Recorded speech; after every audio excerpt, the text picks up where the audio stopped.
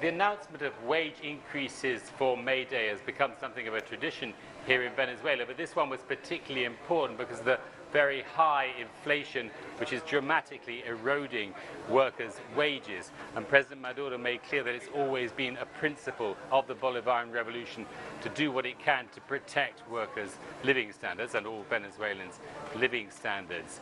But this is in fact the 22nd time that President Nicolas Maduro has increased the minimum wage, and this one was really a big one. The basic minimum wage has gone up from slightly less than 400,000 bolivars a month to 1 million bolivars a month, and the food stamps, which is the other part that makes up most people's basic income, has gone up to 1.5 million bolivars a month. That means that the basic guaranteed minimum income now stands at 2.5 million bolivars a month.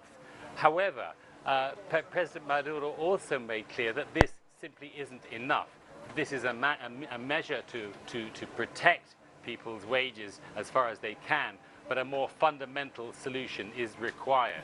What is really needed is to tackle this, what the government calls the economic war, which has been, as far as the government concerned, is pushing up inflation at these dramatic levels, essentially on the basis of a speculation that these are really artificial prices, but they are fundamentally undermining people's well-being. And he said he believes, and this Expo Venezuela 2018 event over the last few days has shown that Venezuela has everything it needs to have a healthy, productive economy.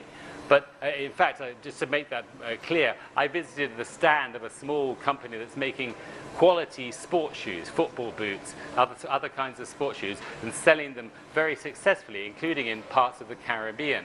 And he said, you know, this is the kind of thing that Venezuela can do and it needs to do if it's to develop a healthy economy. But he said what needs to be done first is to get through these elections, to win these elections on the 20th of May, and then dedicate everybody's efforts towards rebuilding a healthy economy in Venezuela.